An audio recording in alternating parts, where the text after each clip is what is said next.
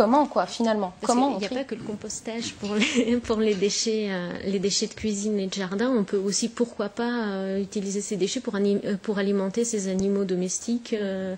Il y a d'autres alternatives. Sinon, pour les choix de consommation, donc il y a des petites astuces au jour le jour quand on fait nos courses. On peut déjà préférer des produits qui sont durables à la place de produits jetables. On a de plus en plus de produits dans notre consommation à usage unique. On peut choisir des produits aussi de bonne qualité qui vont avoir une plus longue durée de vie. Après, le coût par rapport à la durée de vie du produit sera moindre si on fait ce petit calcul. Choisir des produits qui sont dans des conditionnements, on va dire des grands conditionnements plutôt que des tout petits conditionnements. Donc quand je dis grand conditionnement, ce n'est pas le format industriel. C'est choisir par exemple du jus d'orange en 2 litres. Plutôt que de prendre du 1 litre ou encore que de prendre des petits conditionnements de bouteilles de 20 centilitres. Et puis en théorie, c'est moins cher. Et ça revient moins cher. Choisir des produits concentrés. Donc c'est pareil, en général ils reviennent moins cher, donc notamment pour les produits d'entretien, produits vaisselle, cosmétiques, etc. Les éco-recharges.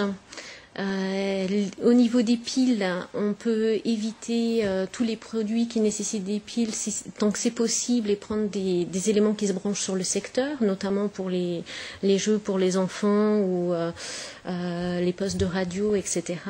Et puis quand on nécessite vraiment d'avoir un poste mobile avec des piles, choisir des piles rechargeables plutôt que des piles à usage unique, puisqu'une pile rechargeable peut se recharger 1000 fois.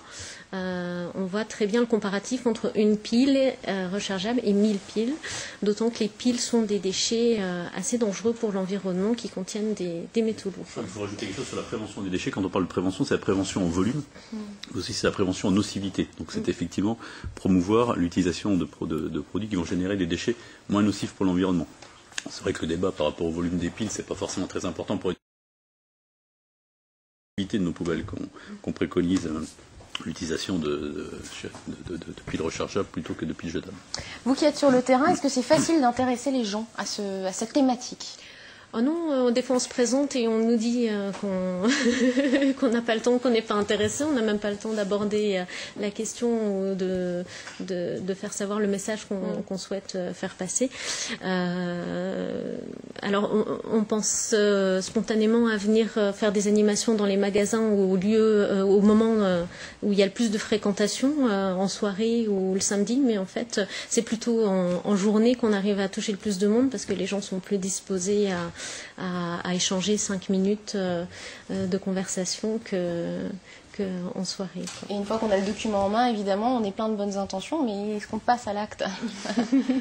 C'est pas forcément évident du jour au lendemain, et puis changer un acte de consommation, ça se fait pas comme ça, quoi. Même si on prend conscience de l'impact, on a des habitudes de consommation, on a des produits privilégiés, donc c'est clair que ça demande du temps pour changer ses choix au départ et le consommateur va se poser pas mal de questions quand il va faire ses courses après avec pris conscience, va pas réussir à trouver les nouveaux produits qui correspondent à ses choix du premier coup, ça demande un peu de réflexion, donc ça se fait progressivement. Après, une fois qu'on a intégré l'intérêt de le faire, c'est une démarche qui se fait au fur et à mesure. Puis après, ça devient comme le tri. Le tri, ça a été un travail sur soi pour chacun d'apprendre à trier ses déchets. Mais une fois qu'on a acquis ce geste, on a du mal on n'arrive pas à revenir en arrière. On n'arrive pas à remettre un emballage recyclable dans une poubelle d'ordures ménagères quand on a pris l'habitude depuis des années de trier. Donc, pour les choix de consommation, c'est pareil. Au fur et à mesure qu'on fait ces démarches de plus en plus éco-responsables, on n'arrive plus à revenir derrière sur d'autres produits. une autre solution pour revaloriser finalement le déchet? Parce que de toute façon, des déchets, il y en a. Alors vous avez fait d'un mal un bien, je dirais. Expliquez-nous. Alors je précise en préalable que l'association AMI, elle a d'abord pour objectif l'insertion des publics en difficulté. Elle est agréée par le Conseil général, la direction du travail surtout, pour l'accueil de ces publics. Alors, pour continuer sur ce registre, le registre des déchets, pour nous c'est devenu une ressource, c'est une opportunité extraordinaire. Sur l'association AMI où nous avons 85 emplois d'insertion, nous avons 50 personnes qui sont mobilisées sur les diverses collectes, et sur l'entreprise d'insertion où nous avons 22 emplois d'insertion, nous avons une dizaine de personnes qui sont également sur ces activités. Qu'est-ce qu'on y fait concrètement? On répare les déchets? On fait les deux. C'est-à-dire qu'on collecte, on rassemble à certains endroits. C'est l'association qui ramasse les cartons sur le centre-ville d'Épinal. On collecte environ 600 tonnes de cartons. On collecte les objets encombrants, toujours sur l'association AMI. On a 2 campagnes par an où on collecte environ 600 ou 700 tonnes en tandem avec le SICOVAD. Mais c'est bien les hommes qui font la collecte et la conduite.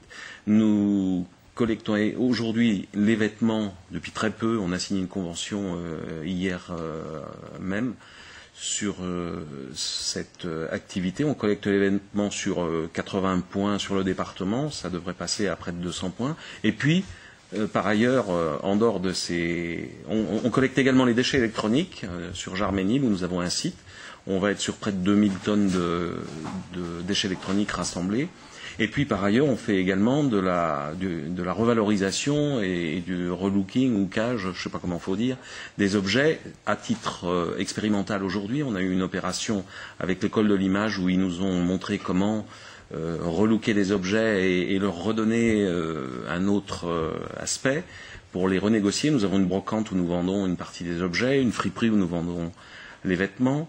Et encore une fois, ces activités aujourd'hui sont une chance parce que ça permet à nos personnes qui ont un déficit au moins au niveau du sentiment d'utilité, d'être inclus dans des activités qui préviennent la mise en décharge, qui assurent à terme la protection de l'environnement, même si tout n'est pas parfait. Mais la conscience citoyenne se développe à partir de ces différentes activités. Et en termes de ressources, bien entendu, ça nous a permis de créer de l'emploi, puisqu'on a sur les 2 entités juridiques, l'association et l'entreprise d'insertion, près de 70 emplois qui sont sur ces activités. Alors on forme au passage les gens sur ces différentes activités, c'est des pratiques qui peuvent être transférables, et ça nous permet soit de placer les gens chez les partenaires où nous travaillons, le SICOVAD ou d'autres, soit de les intégrer en emploi ordinaire. Alors pas tous évidemment, mais un certain nombre. Et donc pour nous, quelque chose qui autrefois était un déchet est devenu une ressource, d'autant qu'on peut lui donner une plus-value. Est-ce que cette action sociale, au départ, on l'a compris, au départ, le but du jeu, c'était la réinsertion professionnelle, vous a donné à réfléchir sur votre démarche citoyenne quant à vos déchets personnels? Eh bien, rien de ce qui est humain ne nous est étranger, comme disait le philosophe, et donc, effectivement, ça nous implique dans une réflexion sur l'humain, sur la citoyenneté, sur l'utilité sociale, sur le développement durable, sur l'environnement, et donc je trouve que c'est une occasion extraordinaire de mettre en harmonie l'ensemble des aspects qui constituent la vie en société, et pour nous, c'est véritablement une chance, encore une fois. Merci. Éric Valteau, il n'y a pas 36 façons de traiter nos ordures.